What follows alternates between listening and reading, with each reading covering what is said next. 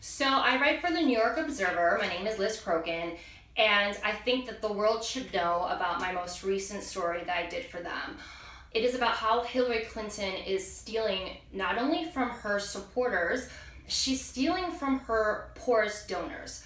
So I got a tip a few months ago from someone that actually works at a bank, and this person actually is a fraud specialist who's worked at one of the biggest banks in the United States in the fraud department.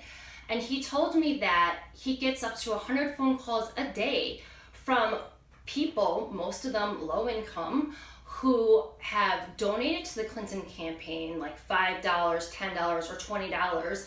And it was supposed to be a one-time donation, but their account gets charged repeatedly. So for example, someone will donate $10 or they'll donate $20, and it will then get charged $20 again the next day, $20 again the next day, $20 maybe the next month.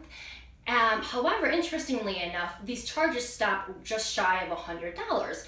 And what my source expressed to me is that the reason why the charges stop below $100 is because the banks don't do a fraud investigation unless a company overcharges you more than $100.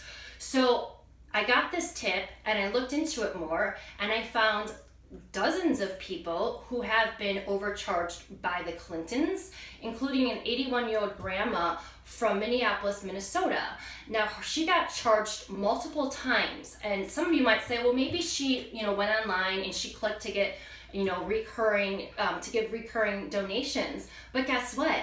The numbers that were charged to her account varied. So if you sign up to do a recurring donation, it's going to be the same amount every week or every month.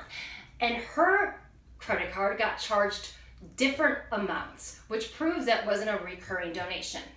What I concluded from my story is that, for example, this 81-year-old grandmother of 7, who was, by the way, a lifelong Democrat and had planned to vote for Hillary Clinton, which she's not anymore, when she found out that she'd been overcharged 3 or 4 different times by the Clinton campaign, she contacted the Clinton campaign. She couldn't get a hold of anyone. She had her son then contact the Clinton campaign for her. I talked to him.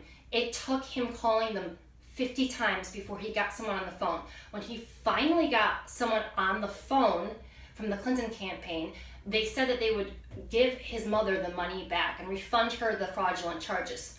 Guess what? The very next day, they didn't refund the money. They charged her fraudulently again.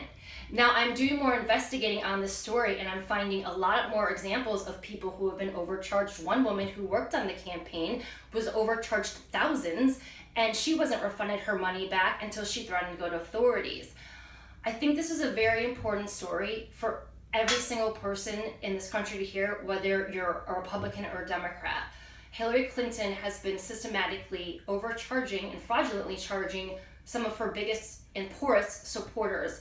And she's doing it this year, and she did it in 2008. And even the New York Times reported in 2008 that she had to return close to $3 million because a lot of those donations were from overcharged credit cards.